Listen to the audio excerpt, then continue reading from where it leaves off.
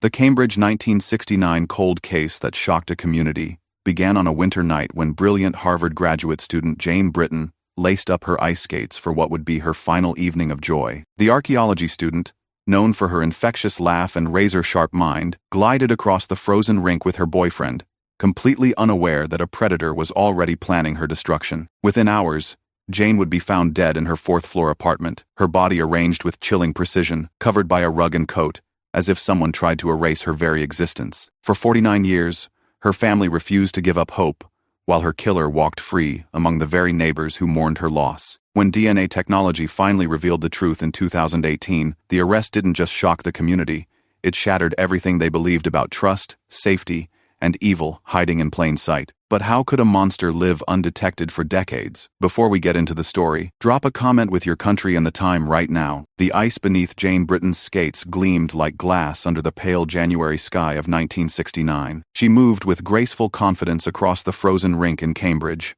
her laughter echoing off the bare trees that surrounded the skating area. Her boyfriend watched from the edge, mesmerized by how she balanced her serious academic nature with these moments of pure joy. Jane had always been this way, intense about her Harvard graduate studies in Near Eastern archaeology, but never forgetting to embrace life's simple pleasures. "You're getting better," he called out as she executed a perfect turn, her red scarf streaming behind her like a banner of happiness. Jane's cheeks were flushed from the cold and exercise, her dark hair peeking out from beneath her wool cap. She skated toward him, coming to a graceful stop that sent a small spray of ice crystals into the air. Professor Williams would never believe his star student spends her evenings twirling on ice instead of studying pottery shards, Jane said with a grin, unlacing her skates while balancing on one foot. Her archaeological textbooks sat in a neat pile on the bench, waiting patiently for her attention. Even in moments of recreation, Jane couldn't completely escape the academic world that consumed her days. The young couple walked hand in hand through Harvard Square as evening settled over Cambridge. The streetlights cast long shadows on the snow-covered sidewalks, and their breath formed small clouds in the frigid air. Jane pulled her coat tighter against the bitter January wind, her skates dangling from her free hand. They talked about her upcoming exams, his plans for the weekend, and the archaeology paper that had been keeping her up late into the night. At the corner near her apartment building, they paused. Jane's boyfriend kissed her forehead gently, tasting the winter cold on her skin. "Get some rest," he said. "You've got that big exam tomorrow." Jane nodded, already thinking about the hours of studying that awaited her. She waved goodbye as he walked away, then turned toward 6 University Road, where her fourth-floor apartment promised warmth and the familiar comfort of her books and art supplies. Jane climbed the wooden stairs slowly, her legs tired from skating and the long day of classes. The building's old heating system clanked and groaned in the walls, a sound that had become as familiar as her own heartbeat over the months she'd lived there.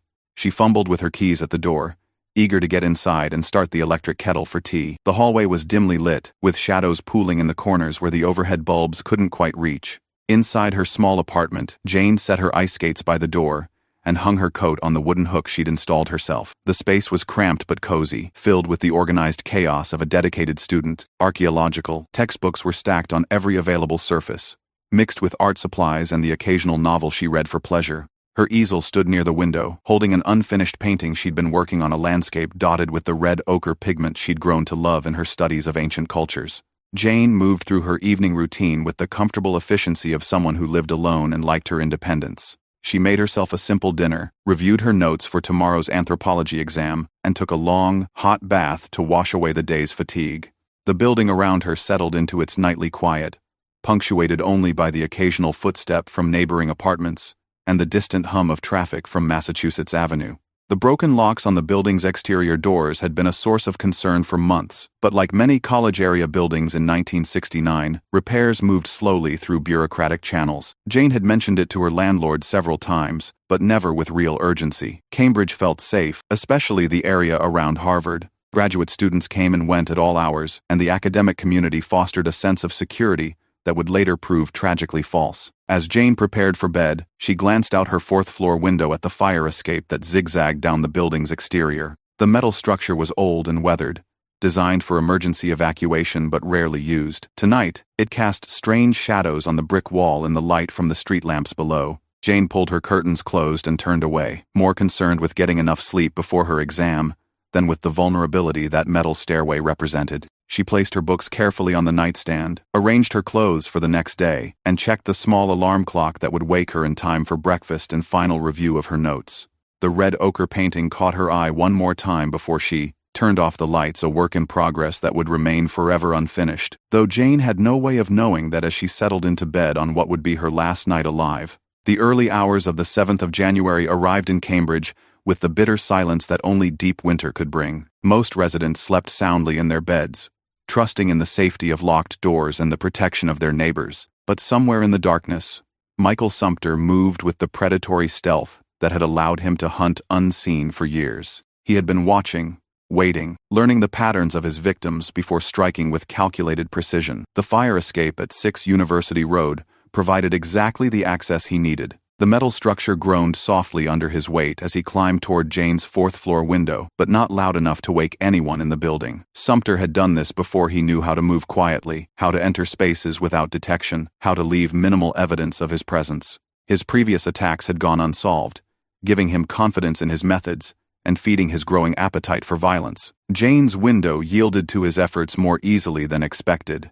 The old building's security measures were no match for someone determined to enter, and within moments, Sumpter was inside the small apartment where Jane slept peacefully, unaware that her worst nightmare was now sharing her space. The archaeological textbooks and art supplies that defined Jane's intellectual world became silent witnesses to the evil that had invaded her sanctuary. What happened next would remain largely hidden from investigators for nearly 50 years, known only to the killer himself and recorded in the brutal evidence left behind. Sumpter's attack was swift and merciless, driven by the same compulsions that had claimed other victims and would claim more before he was finally stopped. Jane's life ended not in the glorious pursuit of knowledge that had driven her academic career, but in the senseless violence of a predator who saw her only as an opportunity. By dawn, Jane Britton lay motionless on her bed, her nightgown pulled over her head in a grotesque parody of modesty, her body covered with a rug and coat, as if someone had tried to hide the evidence of their crime. The room held an eerie silence,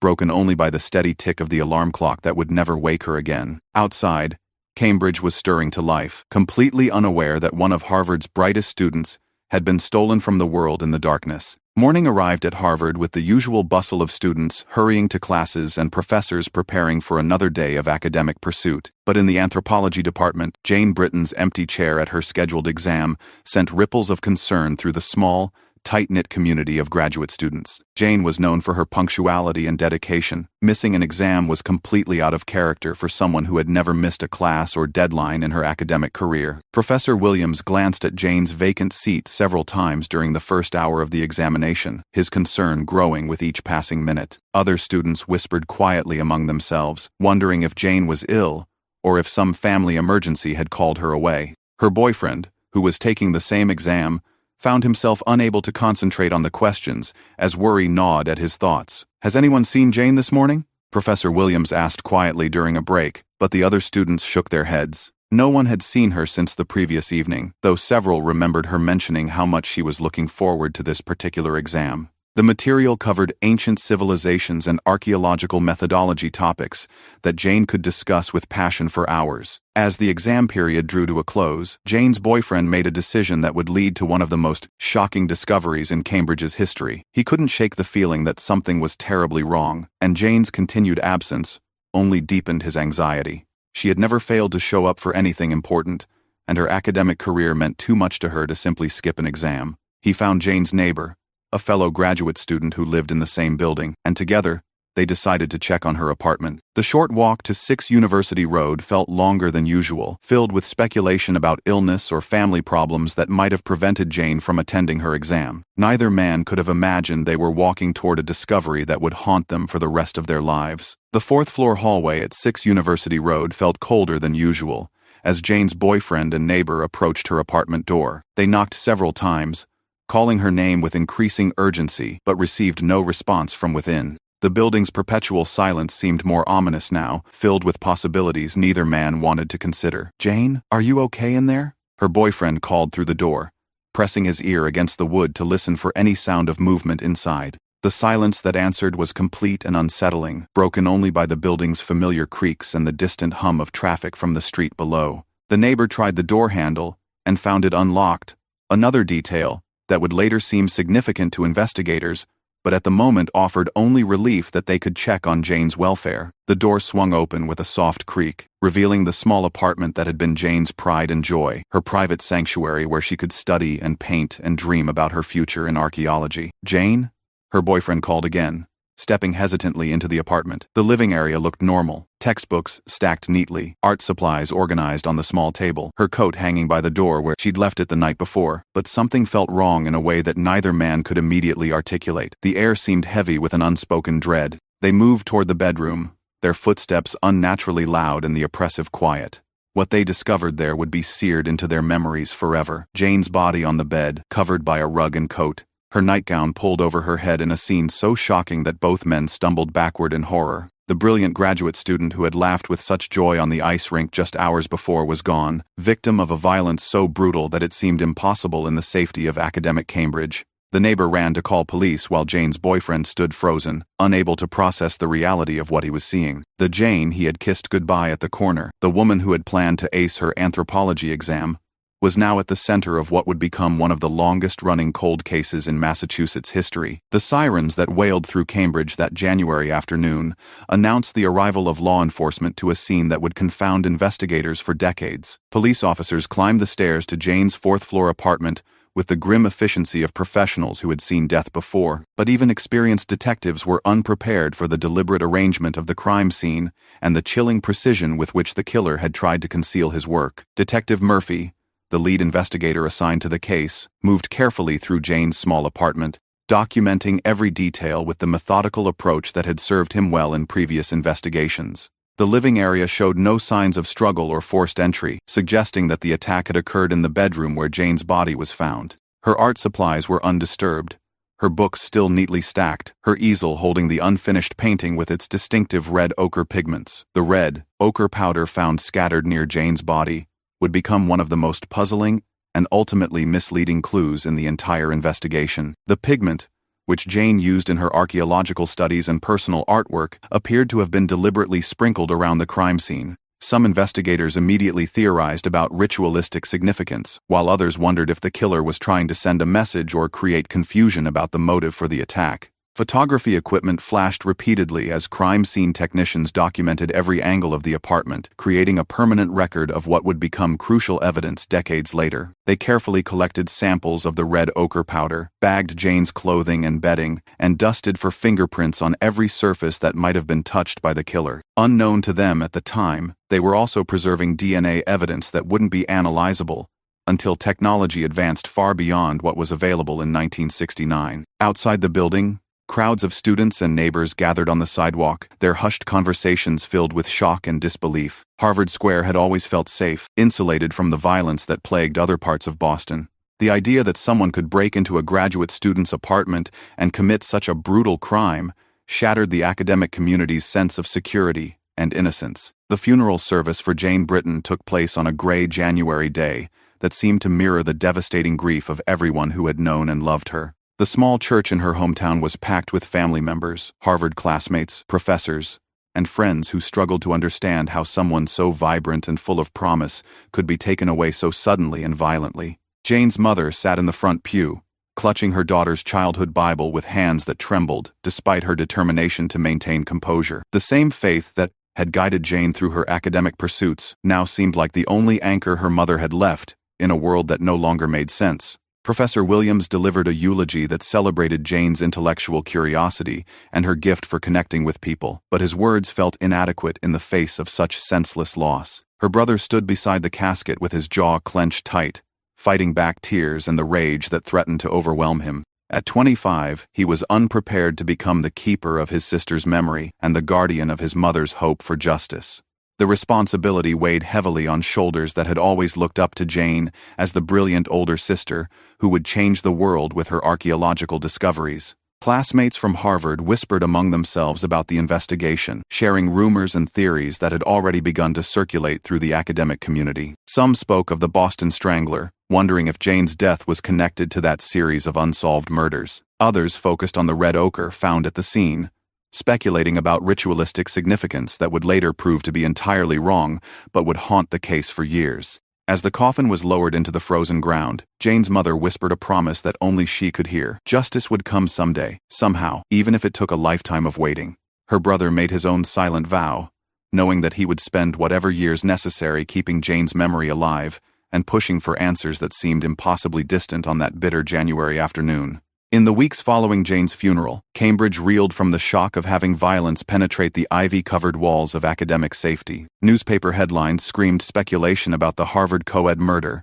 and reporters descended on the quiet streets around the university like vultures seeking sensation from tragedy. The red ochre found at Jane's apartment became a focal point for wild theories that painted her death as everything from an occult ritual to a revenge killing by a jealous academic rival. The Boston Strangler connection dominated much of the early coverage, though investigators found no evidence linking Jane's murder to that series of crimes. The media's hunger for answers in the absence of real developments led to increasingly outlandish speculation that hurt both the investigation and Jane's family. Her mother stopped reading newspapers after seeing her daughter described as part of some mysterious archaeological cult, and her brother began angrily collecting every article that misrepresented Jane's character or circumstances. Detective Murphy and his team worked around the clock, interviewing everyone who had known Jane and following up on hundreds of tips from the public. They questioned her professors about academic rivalries, her classmates about potential romantic entanglements, and her neighbors about suspicious activity in the area. Each lead seemed promising at first but ultimately led nowhere, creating a growing sense of frustration within the police department. The pressure from the media and the Harvard community for quick results intensified as days turned to weeks without an arrest. University officials worried about parents pulling their children from school, and local residents began installing new locks and security systems. The sense of safety that had defined Cambridge for generations had been shattered by one night of violence, and everyone wanted someone to blame. But privately, investigators were beginning to admit what they couldn't say publicly. They had no solid suspects, no clear motive, and very little physical evidence to work with. The case that had started with such urgency and community support was already showing signs of becoming what no one wanted to acknowledge: an unsolvable mystery that would haunt Cambridge for decades to come. As 1970 dawned, the investigation into Jane Britton's murder entered a frustrating cycle of false hope and crushing disappointment. Detective Murphy's team had developed a long list of potential suspects, each one seeming promising until alibis were verified and evidence failed to materialize. They questioned professors who had access to Jane's building, students who had shown romantic interest in her, and transients who had been seen in the Harvard Square area around the time of the murder. One particular suspect, a maintenance worker who had keys to several university buildings, underwent weeks of intensive investigation. His alibi for the night of the 7th of January seemed shaky at first, and his previous arrests for minor offenses made him appear suspicious to investigators desperate for a breakthrough. But detailed timeline reconstruction and witness interviews eventually cleared him completely, leaving detectives back where they started with no viable leads. The case files grew thicker with each passing month, filled with witness statements, crime scene photographs, and forensic reports that seemed to lead nowhere. Laboratory analysis of the physical evidence yielded few useful results with 1970s technology, and the red ochre that had generated so much speculation proved to be nothing more than pigment from Jane's own art supplies. The killer had left almost no trace of himself behind, demonstrating either exceptional luck or careful planning that suggested experience with criminal activity. Jane's mother maintained her vigil from hundreds of miles away, writing weekly letters to the police department, asking for updates on the investigation. Each response grew shorter and less encouraging, though Detective Murphy tried to maintain hope in his correspondence with the grieving family. He had worked unsolved cases before, but none had affected him quite like this one. Jane's youth and promise, combined with the brutal randomness of her death, made her case personal in a way that kept him awake at night. By Christmas of 1970, the harsh reality was beginning to set in. Jane Britton's killer might never be found. The intensive investigation that had consumed hundreds of police hours was gradually scaled back as other crimes demanded attention and resources. The case remained officially open, but it was effectively entering the cold case files where it would gather dust for decades. The 1970s passed with agonizing slowness for Jane's family, each anniversary of her death marking another year without answers or closure. Her mother transformed her daughter's bedroom into a shrine of sorts, keeping everything exactly as Jane had left it when she went away to Harvard. The archaeological textbooks remained stacked on the desk, the clothes hung in the closet as if their owner might return at any moment, and fresh flowers appeared regularly on the nightstand, beside a framed photograph of Jane laughing. Each year on Jane's birthday, her mother would sit in that preserved room and read aloud from the letters Jane had sent home during her graduate studies. The ritual became both a way of keeping her daughter's memory alive and a form of torture that family members worried was preventing proper healing. But Jane's mother refused to change anything about the room, insisting that hope was all she had left and she wouldn't abandon it. Her brother, now married with children of his own, struggled with survivor's guilt and the responsibility of being the family's liaison with law enforcement. He made quarterly calls to the Cambridge Police Department, asking if there were any new developments in Jane's case. The answers were always the same: no new leads, no new evidence, no new hope for resolution. But he continued making the calls anyway, afraid that if he stopped, the investigation would be completely forgotten. The red-ochre theory continued to haunt the case, with occasional reporters or amateur investigators calling to discuss their theories about ritualistic significance. Jane's brother grew increasingly angry at these intrusions, knowing that his sister's expertise in archaeology was being twisted into sensational nonsense that distracted from the real investigation. He began screening phone calls and refusing interviews, determined to protect Jane's reputation from further exploitation. As the decade drew to a close, Jane's mother whispered the same words every night before bed. "One day, Jane, we'll know who did this to you." The promise was all that sustained her through the endless wait for justice that might never come. The late 1970s brought a surge of media attention to unsolved Boston area murders, as journalists began connecting cases that might be related to the same killer. Jane's case was frequently mentioned alongside other young women who had been murdered during the same time period, creating a narrative of a serial killer stalking the college communities around Boston. While these connections generated renewed public interest, they also further distorted the facts of Jane's individual case. True crime magazines discovered Jane's story and sensationalized it with lurid headlines about the Harvard co-ed ritual murder and archaeological secrets turned deadly. These publications focused heavily on the red ochre found at the crime scene, spinning elaborate theories about ancient curses and academic conspiracies that bore no resemblance to the reality of what had happened to Jane. Her family watched in horror as their daughter's memory was commercialized and twisted beyond recognition. Professional archaeologists who had known Jane began speaking out against the ritual murder theories, explaining that red ochre was simply a common pigment used in both ancient and modern art, with no mystical significance whatsoever. Professor Williams published several articles defending Jane's character and work, emphasizing her dedication to serious scholarship rather than any involvement with occult practices. But academic journals reached far fewer readers than sensational magazines, and the myths persisted. Jane's brother began what would become a lifelong mission of preserving accurate information about his sister. He started a careful archive of newspaper clippings, police reports, and witness statements, determined to maintain a factual record that could counter the misinformation circulating in popular culture. The process was emotionally exhausting, forcing him to relive the details of Jane's death repeatedly, but he felt responsible for protecting her legacy. The decade ended with Jane's case no closer to resolution than it had been in 1969, but now carrying the additional burden of false narratives that made serious investigation even more difficult. Her family's hope for justice remained unshaken, even as the world seemed determined to remember Jane for her death rather than her life. The 1980s arrived with new advances in forensic science that began solving cold cases across the country, giving families like Jane's reason to hope that their long wait for justice might finally end. DNA fingerprinting was developed in the mid-1980s, revolutionizing criminal investigations and offering the possibility of identifying perpetrators from biological evidence that had been preserved for years. Jane's family followed these developments with growing excitement, wondering if the evidence collected from her apartment might finally yield the answers they had sought for over a decade. However, the DNA technology of the 1980s was still in its infancy, requiring relatively fresh samples and larger amounts of biological material than were available from Jane's crime scene. The samples that had been preserved from 1969 were limited and degraded, and the techniques needed to analyze them wouldn't be developed for several more years. Detective Murphy, now nearing retirement, explained these limitations to Jane's family with a heavy heart, knowing how desperately they wanted progress. The lack of concrete developments in Jane's case during this period of scientific advancement was particularly frustrating for investigators who saw other cold cases being solved around them. Several high-profile murders from the 1962 and 1970s were finally resolved using the new DNA techniques, making headlines and giving hope to other families waiting for justice. Jane's case seemed stuck in limbo, with evidence that might contain crucial information, but technology that wasn't quite advanced enough to unlock it. Jane's mother, now in her 70s, began expressing fears that she wouldn't live long enough to see her daughter's killer identified. Her health was declining, and the decades of stress and grief had taken their toll on her body and spirit. She increased the frequency of her letters to law enforcement, pleading for any possible breakthrough while there was still time for her to witness justice.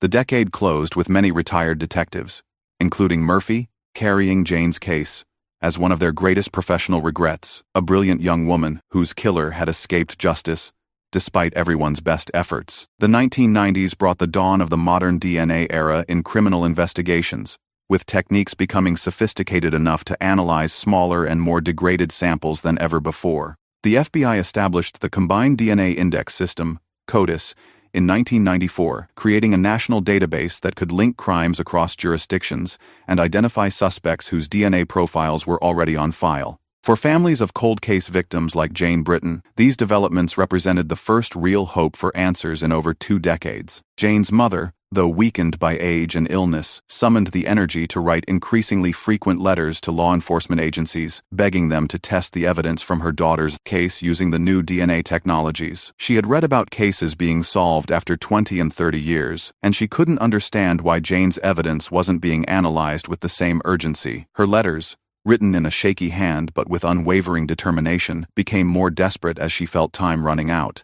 The Cambridge Police Department faced budget constraints and a backlog of cases that limited their ability to pursue expensive DNA testing for older unsolved murders. Jane's case, while still officially open, had to compete with more recent crimes and active investigations for resources and laboratory time. The frustrating reality was that even when technology existed to potentially solve a case, practical considerations often prevented its application. Jane's brother, now in his 50s with teenage children of his own, took on the role of primary advocate for his sister's case, as his mother's health continued to decline. He researched DNA testing procedures, contacted private laboratories about costs, and even considered paying for the testing himself if the police department couldn't afford it. His persistence eventually convinced local authorities to submit Jane's evidence for analysis, though the results would take months to process. As the millennium approached, Jane's case entered its 4th decade without resolution, but for the first time since 1969, there was genuine scientific reason to hope that answers might finally be within reach. The year 2001 marked a cruel irony in the Jane Britton case that wouldn't be discovered for another 17 years.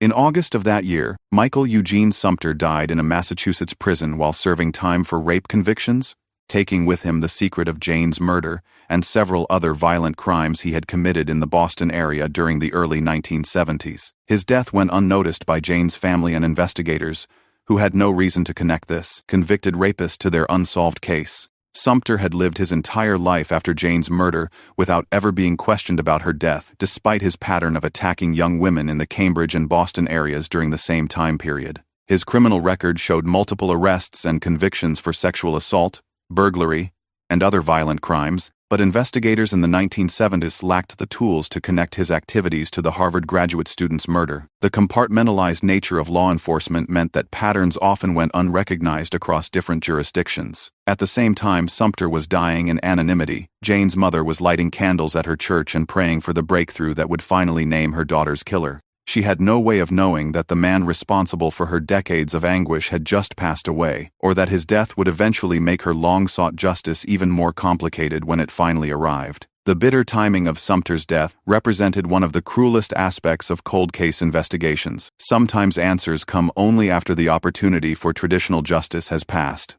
Jane's family would have to wait many more years to learn that while they had spent 2001 hoping for progress, the man who had destroyed their lives was already beyond the reach of earthly accountability. The year 2017 brought renewed energy to Jane Britton's case, when Boston Globe journalist Shelley Murphy filed a public records request, demanding access to the sealed case files. Murphy had been investigating patterns in unsolved murders from the late 1962s and early 1970s, and Jane's case stood out for both its high profile and its complete lack of resolution. The journalist's request forced the Middlesex District Attorney's office to confront a case that had been dormant for decades. District Attorney Marian Ryan, who had taken office with a commitment to using modern technology to solve cold cases, saw Jane's case as exactly the type that might benefit from current DNA analysis techniques. The evidence that had been carefully preserved since 1969 had never been subjected to the most advanced testing available, primarily due to budget constraints and the backlog of more recent crimes. Murphy's media attention created the perfect opportunity to allocate resources to this decades-old mystery. The case files, when finally opened, revealed just how much evidence had been carefully maintained by investigators who hoped that someday science would catch up with their preservation efforts. Crime scene samples, clothing fibers, and other biological materials had been stored under optimal conditions, creating the possibility that DNA analysis might finally identify Jane's killer nearly 50 years after her death. Ryan assigned a team of investigators and forensic experts to review every piece of evidence with fresh eyes and modern technology. The renewed investigation attracted attention from Harvard's archaeological community, where Jane was still remembered fondly by professors who had known her as a brilliant student with unlimited potential. Her academic colleagues hoped that solving her case might finally allow her intellectual achievements to be remembered alongside the tragedy of her death. The stage was set for either the greatest breakthrough or the most devastating disappointment in the long history of Jane Britton's case, as science prepared to unlock secrets that had been hidden for nearly half a century. The breakthrough that Jane Britton's family had waited 49 years to see came in the sterile environment of a forensic laboratory where technicians applied cutting-edge Y-STR DNA analysis to evidence that had been collected in 1969. Unlike previous DNA testing attempts, this technology could extract usable genetic profiles from smaller and more degraded samples, finally making it possible to analyze the biological evidence from Jane's crime scene. The Y-STR, Y chromosome, short tandem repeat analysis focused specifically on male genetic markers, which were crucial for identifying Jane's killer from the mixed samples collected at the crime scene.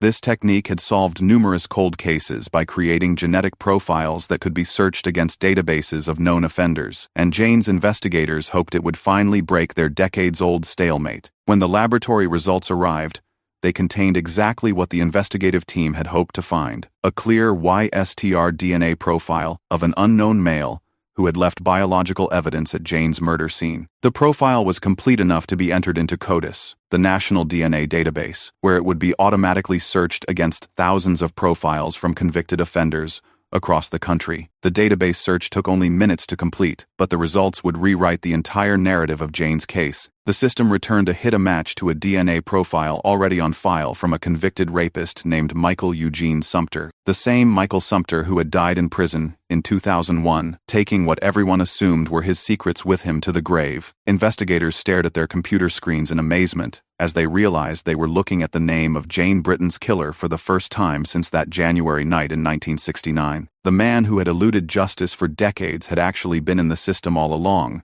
His DNA profile entered after rape convictions in the 1970s, but the technology to connect him to Jane's case simply hadn't existed until now. The search revealed that Sumpter had been active in the Boston area during the exact time period when Jane was killed, with multiple arrests and convictions for violent crimes against women. His pattern of behavior fit perfectly with the type of predator who would have committed Jane's murder, and his death in prison explained why he had never been questioned about other unsolved cases from that era. The phone call that Jane Britton's brother had been expecting for nearly 50 years finally came on a November morning in 2018. District Attorney Marian Ryan's office had spent months confirming their findings and preparing for this moment, knowing that the news they were about to deliver would forever change how Jane's family understood their decades of waiting and hoping. "We have identified your sister's killer," the investigator said simply, and Jane's brother felt his legs give way as he sank into a kitchen chair. The name, Michael Eugene Sumpter, meant nothing to him at first, but as the investigator explained, Sumpter's criminal history and his death in 2001, a complex mix of emotions washed over the man who had spent his entire adult life seeking this information. Relief came first, the overwhelming validation that his family's faith in eventual justice had been correct. Jane's killer had a name and a face, and the mystery that had defined their lives for 5 decades was finally solved. But relief was quickly followed by anger and frustration at learning that Sumpter had died 17 years earlier, beyond the reach of any earthly justice for his crimes. The investigator explained how DNA technology had finally made it possible to connect evidence from Jane's 1969 murder to a man whose profile had been in the system since his rape convictions in the 1970s. The cruel irony was almost unbearable. If the technology had existed just a few years earlier, Sumpter might have faced trial for Jane's murder instead of dying as a nameless prisoner whose connection to the Harvard graduate student was unknown. Jane's brother thought immediately of his mother, who had died just 3 years earlier, without ever learning her daughter's killer's identity. She had maintained her vigil for 46 years, writing letters, lighting candles, and refusing to give up hope even as her health failed. The timing seemed especially cruel, so close to the breakthrough she had prayed for her entire adult life, yet just far enough away that she never experienced the closure she had sought. As he hung up the phone, Jane's brother realized that while justice had finally spoken his sister's truth, the victory felt hollow, without the people who had fought hardest for this moment being there to share it. The final confirmation of Michael Sumpter's identity as Jane Britton's killer required one additional step that demonstrated how thoroughly modern forensic science could reconstruct the past. Investigators approached Sumpter's surviving brother, requesting a voluntary DNA sample that would definitively prove the familial connection and eliminate any possibility of coincidence or error in their identification. Sumpter's brother, shocked to learn that his deceased sibling was connected to such a high-profile cold case, cooperated fully with the investigation. The family had always known that Michael had been troubled and violent, with multiple arrests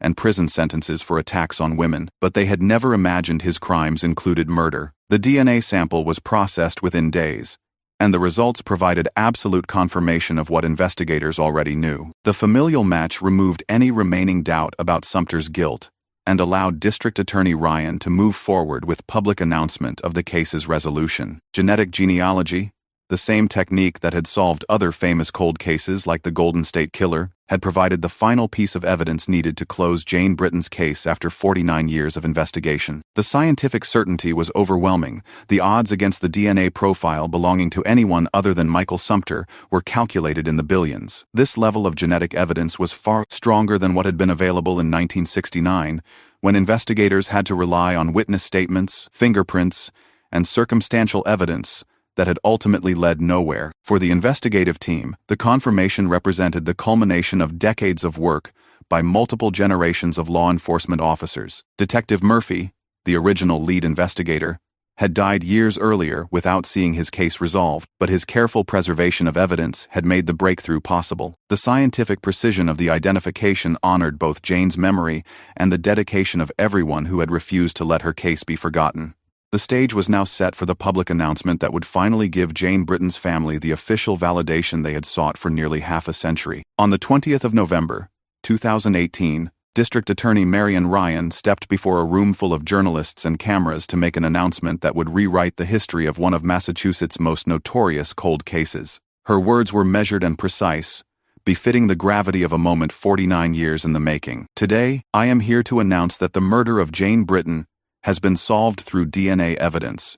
Her killer has been identified as Michael Eugene Sumpter. The press conference drew representatives from every major Boston media outlet, many of whom had covered Jane's story in previous decades and understood the significance of finally being able to report resolution rather than continuing mystery. Ryan explained how advances in Y-STR DNA analysis had made it possible to extract a usable genetic profile from evidence preserved since 1969, and how that profile had matched a convicted rapist who died in prison in 2001. Ryan emphasized that while traditional justice was no longer possible due to Sumpter's death, the identification provided crucial closure for Jane's family and the academic community that had mourned her loss for decades. She praised the dedication of investigators across multiple generations who had refused to let the case be forgotten, and acknowledged the role that media attention had played in keeping pressure on law enforcement to pursue new avenues of investigation. The announcement rippled across Cambridge and the Harvard community with the force of a seismic event. Students who had grown up hearing whispered stories about the brilliant graduate student who was murdered in her apartment now learned that her killer had finally been named. Professors who had known Jane personally felt a mixture of relief and renewed grief, as the solution to her murder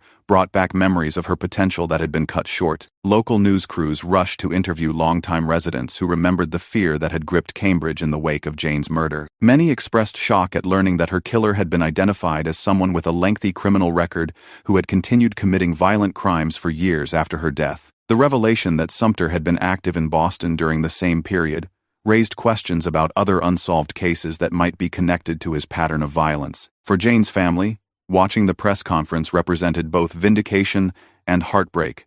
Their decades of faith in eventual justice had been validated, but the victory came too late for the family members who had fought hardest for this moment. The aftermath of the press conference brought a flood of reflection from the Cambridge community, as longtime residents and Harvard alumni grappled with the revelation that Jane Britton's killer had finally been identified. Former classmates who had known Jane emerged from decades of silence to share memories of her brilliance, kindness, and the devastating impact her death had on their academic cohort. Professor Williams, now retired but still sharp at 92, spoke to reporters about Jane's exceptional promise as an archaeologist and the tragedy of losing someone who might have made groundbreaking contributions to the field. His voice shook slightly as he described how her murder had changed the atmosphere at Harvard, forcing the academic community to confront the reality that even their ivory tower wasn't immune to random violence. Neighbors from Jane's apartment building, those still alive nearly 50 years later, expressed a mixture of vindication and horror at learning their suspicions about inadequate security had been tragically accurate. The broken locks and accessible fire escape that had allowed Sumpter to enter Jane's apartment became symbols of how preventable her death might have been with better safety measures. One particularly haunting interview came from a woman who had lived in the same building as Jane and remembered seeing a man she couldn't identify loitering near the fire escape in the days before the murder. She had mentioned this to police in 1969, but was never able to provide a detailed enough description for investigators to pursue. Learning that her instincts about suspicious activity had been correct brought both closure and decades of delayed guilt about not being more insistent with authorities. The revelation that Sumpter had lived and worked in the Boston area for years after Jane's murder, committing additional violent crimes while her case remained unsolved, struck the community as a profound failure of the justice system. Residents expressed anger that a predator had been allowed to continue hurting women while police struggled with a case that might have been solvable earlier if different investigative approaches had been available. Through tears, one neighbor admitted what many were thinking: he was right here among us all along, and we never knew. Jane could have been any of us. Jane Britton's brother stood before his own assembled journalists on a quiet afternoon following the district attorney's announcement, his prepared statement reflecting the complex emotions of a man who had waited his entire adult life for this moment. His voice was steady but strained as he spoke about the bittersweet relief of finally learning his sister's killer's identity while knowing that traditional justice was no longer possible. For 49 years, our family has lived with questions that seemed impossible to answer.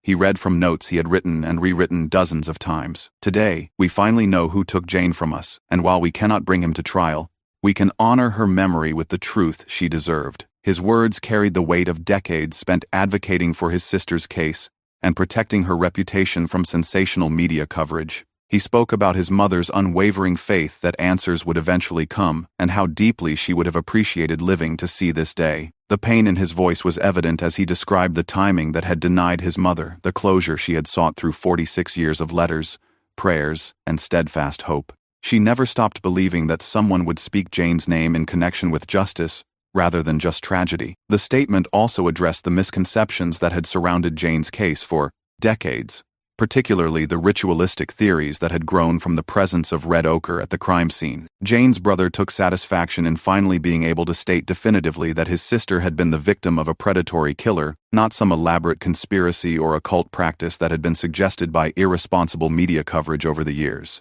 As he concluded his brief remarks, Jane's brother mentioned the box of letters he had found while cleaning out his mother's house, correspondence she had written to Jane after her death but never sent, a private dialogue maintained with a daughter who couldn't answer back. Later that evening, alone in his living room, he opened one of those letters and whispered the words his mother had written. "We finally know, Jane. We finally know." As news of the case's resolution spread throughout Cambridge and the broader academic community, Friends and family members began sharing stories about Jane's mother and the extraordinary vigil she had maintained for nearly half a century. Her bedroom shrine to Jane became legendary among those who had known the family, representing both a mother's love and the devastating cost of living without closure for so many years. Neighbors recalled how Jane's mother had refused to redecorate or change anything about her daughter's room, keeping textbooks exactly where Jane had left them and maintaining fresh flowers on the nightstand beside photographs of happier times. The ritual had continued even as her health declined, with the elderly woman climbing stairs that became increasingly difficult just to spend time in the space where she felt closest to her lost daughter.